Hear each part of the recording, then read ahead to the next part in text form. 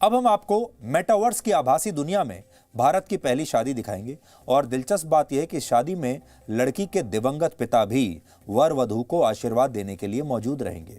तमिलनाडु के एक जोड़े ने 6 फरवरी को भारत की पहली मेटावर्स शादी करने का ऐलान किया है, जिसमें लड़की के दिवंगत पिता वर वधू को आशीर्वाद देने के लिए वर्चुअल दुनिया में स्वयं उपस्थित रहेंगे। यानी वर्चुअल रियलिटी की मदद से इस विवाह में ऐसे लोग शामिल हो सकेंगे जिनकी मृत्यु हो चुकी है। ये इंटरनेट की दुनिया में एक क्रांतिकारी बदलाव है जो असली दुनिया को एक ऐसी आभासी दुनिया में ले जाएगा जहां जीवन और मृत्यु के बीच भी कोई अंतर नहीं रहेगा। यह सब कुछ मेटावर्स टेक्नोलॉजी की मदद से होगा। वैसे तो इसकी पूरी प्रक्रिया काफी जटिल है, लेकिन हम आपको सरल भाषा में आज समझाएंगे कि इस टेक्नोलॉजी में आखिर होता क्या है। इसे आप इंटरनेट का भविष्य या इंटरनेट का वर्जन 2.0 कह सकते हैं। इंटरनेट का ये नेक्स्ट लेवल है। सोचिए, फिलहाल इंटरनेट का इस्तेमाल करते हुए आपको क्या अनुभव होता है। आप या तो जब वेब पेजेस पर जाते हैं, आप ऑडियो वीडियो कंटेंट देखते हैं, ऑडियो सुनते हैं, वीडियो देखते हैं, या इंफॉर्मेशन को आप देख सकते हैं, पढ़ सकते हैं, सुन सकते हैं। लेकिन मेटावर्स टेक्नोलॉजी आपको एक नए एडवांस्ड स्टेज में लेकर जाएगी। इसमें आप किसी चीज, व्यक्ति या स्थान को न सिर्फ देख, सुन और पढ़ पाएंगे, बल्कि उसे छूकर महसूस भी कर पाएंगे, जैसा कि 6 फरवरी को भारत की इस पहली मेटावर्स शादी में होगा। शादी के लिए भी एक वर्चुअल वर्ल्ड बनाया गया है, जिसमें शादी हॉगवर्ट्स स्कूल में होगी। यह एक काल्पनिक स्कूल है जिसे आपने मशहूर फिल्म हैरी पॉटर में भी देखा होगा।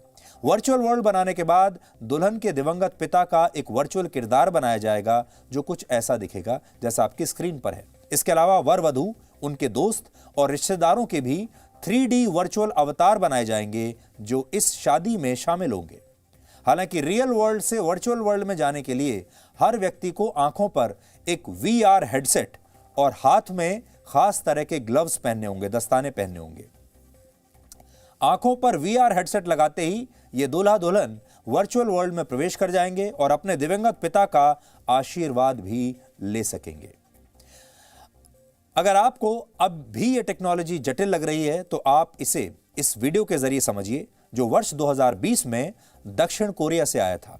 इसमें इस टेक्नोलॉजी की मदद से एक महिला की मुलाकात उसकी 7 साल की बेटी से कराई गई थी जो मर चुकी थी, जिसकी 4 साल पहले वर्ष 2016 में एक बीमारी की वजह से मृत्यु हो गई थी। तब इस महिला ने वर्चुअल वर्ल्ड में प्रवेश करके अपनी बेटी के वर्चुअल अवतार को छूकर महसूस किया था और उससे बात भी की थी। आप इस वीडियो को देखकर ये पूरी टेक्नोलॉजी भी समझेंगे और आप ये भी देख पाएंगे कि जब एक मां अपने मृत बच्चे से इस वर्चुअल रियलिटी की दुनिया में मिलती है तो क्या भावनाएं आती हैं। तो थोड़ी देर के लिए हम आपको इस आभासी दुनिया में लेकर गए थे, वर्चुअल वर्ल्ड में लेकर गए थे। दुनिया जरूर आभासी थी, लेकिन इस मां के जो आंसू थे वो असली थे। इस मां की जो भावनाएं थीं वो असली थीं। और आप सोचिए, जब ये असली भावनाएं, ये असली प्यार, ये असली दुख, ये असली मुस्कुराहट, ये असली आंसू एक वर्चुअल दुनिया के जरिए इनका जब मिलन होगा तो एक नई तरह की चीज आपके सामने आएगी। इस टेक्नोलॉजी की मदद से इंसान वो सब कुछ कर सकता है जिसकी शायद कभी उसने कल्पना भी नहीं की थी। इससे उन लोगों को आभासी दुनिया में जीवित किया जा सकेगा जिनकी मृत्यु हो चुकी है। इसके अलावा मान लीजिए आप अपनी आंखों पर एक VR हेडसेट लगाकर वर्चुअल वर्ल्ड में किसी सड़क के किनारे टहल रहे हैं और इस दौरान किसी दुकान पर आपको कुछ कपड़े पसंद आ जाते हैं, तो आप डिजिटल करेंसी से उन कपड़ों को खरीद भी सकते हैं, उन्हें छूकर महसूस कर सकते हैं और जब आप वापस अपनी असली दुनिया में आएंगे तो ये कपड़े आपके घर पर डिलीवर भी हो सकते हैं। इसके अलावा ऑफिस की ऑनलाइन मीटिंग्स, स्कूल की ऑनलाइन क्लासेस का भी वर्चुअल अनुभव लिया जा सकता है। हालांकि इस टेक्नोलॉजी का इससे भी बड़ा फायदा यह है कि इसका इस्तेमाल बच्चों को देश का इतिहास बताने के लिए किया जा सकता है। आज हम सोच रहे थे कि जब आपके सामने आएंगे तो क्या ये टेक्नोलॉजी तो अब दुनिया में आ ही गई है, लोगों को इसके बारे में पता भी है। अब बड़ी चुनौती ये है कि इस टेक्नोलॉजी को अच्छे कामों के लिए सकारात्मक इस्तेमाल कैसे इसका हो सकता है। इस टेक्नोलॉजी का हमारे बच्चों को, छात्रों को, युवाओं को क्या फायदा हो सकता है, या ये टेक्नोलॉजी उन्हें सिर्फ भटकाने के लिए काम आएगी, उनका वक्त बर्बाद करने के लिए काम आएगी। इसलिए हमें लगा कि एक बहुत अच्छी टेक्नोलॉजी है जिसके जरिए हम अपने छात्रों को, युवा पीढ़ी को अपने देश के इतिहास के बारे में बता सकते हैं। आज अगर कोई युवा या कोई बच्चा शहीद भगत सिंह या नेताजी सुभाष चंद्र बोस के मुख से उनकी ही वीर गाथा सुनना चाहता है, किसी घटनाक्रम को देखना चाहता है, उसे जीना चाहता है, तो इस आभासी दुनिया में ये सब कुछ मुमकिन होगा। यानी ये टेक्नोलॉजी देश के लिए, हमारे समाज के लिए बहुत उपयोगी हो सकती है और संभव है कि भविष्य में गणतंत्र दिवस समारोह में इस टेक्नोलॉजी का इस्तेमाल होने लगे और सरकारें मुख्य अतिथि के तौर पर भी किसी देश के राष्ट्रीय अध्यक्ष की जगह, हो सकता है हमारे देश के संविधान निर्माता डॉक्टर भीमराव अंबेडकर को ही इस समारोह में वर्चुअली शामिल करा लें। या हो सकता है आपको कभी पता चले कि इस बार वर्चुअल दुनिया में सरदार पटेल चीफ गेस्ट बनाए गए हैं इस बार की परेड के, क्योंकि वर्चुअल वर्ल्ड में उनका अवतार ऐसा आसानी से कर पाएगा। आप महात्मा गांधी से मिल पाएंगे, सरदार पटेल से मिल पाएंगे, नेताजी सुभाष चंद्र बोस से मिल पाएंगे, भगत सिंह से मिल पाएंगे और अपने देश के इतिहास को और हमारे देश के इतिहास के जो सुपरस्टार्स हैं उनसे मिल पाएंगे, उन्हें समझ पाएंगे। मेटावर्स की आभासी दुनिया का रिमोट कंट्रोल इस समय बहुत कम टेक्नोलॉजी कंपनियों के हाथों में है। ये मुट्ठी भर टेक्नोलॉजी कंपनियां हैं। इनमें फेसबुक है, एप्पल है, गूगल है, माइक्रोसॉफ्ट है और एपिक गेम्स जैसी कंपनियां प्रमुख हैं। और अनुमान है कि वर्ष 2035 तक, यानी सोच लीजिए अब से 30-32 सालों में मेटावर्स इंडस्ट्री 75 लाख करोड़ रुपए की इंडस्ट्री बन जाएगी। हालांकि जिस तरह से किसी भी टेक्नोलॉजी के बहुत सारे फायदे होते हैं, उसी तरह उसके नुकसान भी होते हैं। और इस टेक्नोलॉजी का नुकसान यह है कि भविष्य में दुनिया की बड़ी बड़ी टेक्नोलॉजी कंपनियां पूरी दुनिया पर हावी हो जाएंगी, क्योंकि वो अपनी एक ऐसी वर्चुअल दुनिया बना लेंगी जिसमें उनकी अपनी करेंसी चलेगी, उनके अपने शहर होंगे, उनके अपने देश होंगे और इन देशों को चलाने के नियम, इन देशों की चलाने वाली वर्चुअल सरकारें भी उनकी अपनी होंगी।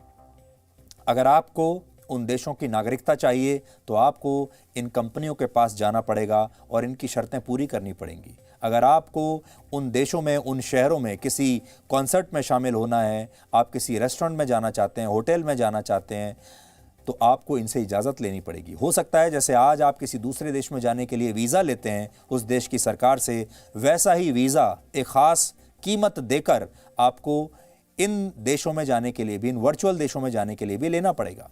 और तब आप इन टेक्नोलॉजी कंपनियों की मुट्ठी में आ जाएंगे, क्योंकि आपकी सारी डिटेल्स इनके पास होंगी।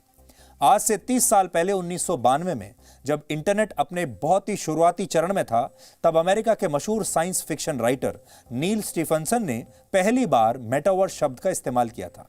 मेटावर्स का अर्थ क्या है ये देखिए। मेटावर्स 2 शब्दों से बना है, मेटा और वर्स, इससे मिलकर बना है मेटावर्स। मेटा एक ग्रीक शब्द है, ग्रीक भाषा का शब्द है, जिसका अर्थ होता है पार, जैसे किसी चीज के पार चले जाना। और वर्स शब्द जो है वो यूनिवर्स से आया है, जिसका अर्थ है ब्रह्मांड। यानी मेटावर्स का अर्थ यह हुआ कि आप अपने इस यूनिवर्स को, इससे पार चले जाएंगे। इस यूनिवर्स को पार करके आप एक अगले यूनिवर्स में चले जाएंगे। नील स्टीफनसन ने अपनी एक पुस्तक में न सिर्फ मेटावर्स के भविष्य को तभी देख लिया था, बल्कि उन्होंने यह भी भविष्यवाणी की थी कि एक समय ऐसा आएगा जब ये असली दुनिया टेक्नोलॉजी कंपनियों के हिसाब से नियंत्रित होने लगेगी। और आज ऐसा ही हो रहा है। आज मेटावर्स टेक्नोलॉजी की मदद से वर्चुअल वर्ल्ड में जो शहर बसाए जा रहे हैं, वहां जमीनों की बिक्री शुरू हो गई है। अब आप इस वर्चुअल वर्ल्ड में जमीन खरीद सकते हैं, मकान बना सकते हैं, थिएटर्स बना सकते हैं, रेस्टोरेंट्स, होटल्स बना सकते हैं। और ये कंपनियां अब वहां पर वर्चुअल जमीन बेच रही हैं। और असली दुनिया की तरह यहां भी बीच फेसिंग अपार्टमेंट्स हैं, या बाजार के नजदीक वाला घर, या पार्क फेसिंग घर आपको बाकी जगहों से महंगा मिलेगा। उदाहरण के लिए मान लीजिए भविष्य में अगर आपका दिल करता है कि आप इस टेक्नोलॉजी की मदद से गोवा के किसी इलाके के कसीनो में जाना चाहते हैं, जबकि असल में आपके शहर में लॉकडाउन लगा हुआ है। अब वर्चुअल वर्ल्ड में वो कसीनो जिस जगह पर होगा, उस जगह को शायद किसी ने पहले से ही खरीद लिया होगा और उस कसीनो का भी कोई मालिक होगा। उस पर एक वर्चुअल कसीनो बनाया जाएगा और इसके बाद आप वहां जा पाएंगे और फिर आपको शायद उस कसीनो की टिकट खरीदनी पड़ेगी और वो कसीनो जिस भी व्यक्ति या कंपनी ने बनाया होगा, ये पैसा उसकी जेब में जाएगा। एक और उदाहरण देखिए। कैरिबियन देश बारबाडोस ने एक वर्चुअल कंपनी को इसी वर्चुअल वर्ल्ड में अपनी एम्बेसी बनाने का काम सौंप दिया है और इसके लिए बाकायदा उनकी सरकार ने अपनी एम्बेसी बनाने के लिए वहां पर वर्चुअल जमीन खरीदी है।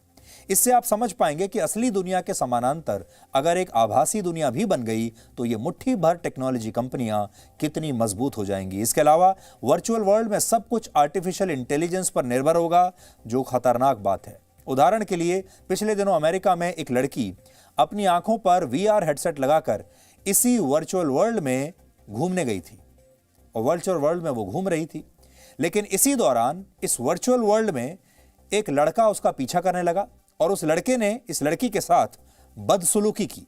और जब ये लड़की उसे रोकती है, उसे रोकने की कोशिश करती है, तो उस लड़के ने कहा कि ये मेटावर्स की दुनिया है, यहां पर कुछ भी हो सकता है और आप यहां पर किसी भी चीज को रोक नहीं सकते। इसे वर्चुअल वर्ल्ड की पहली आपराधिक घटना माना जा रहा है। यानी आप असली दुनिया में तो ये घटनाएं रोक सकते हैं, पुलिस स्टेशन जा सकते हैं, शिकायत कर सकते हैं, एक संविधान है, कानून है, अदालतें हैं, लेकिन आभासी दुनिया में, वर्चुअल वर्ल्ड में ऐसा कर पाना बहुत मुश्किल होगा। इसलिए अगर इंसानों ने इस टेक्नोलॉजी का सोच समझ कर प्रयोग नहीं किया तो इस दुनिया का हमारी असली दुनिया पर बहुत खतरनाक प्रभाव भी देखने को मिल सकता है। Presenting V News app, available on Google Play and App Store. Download it now.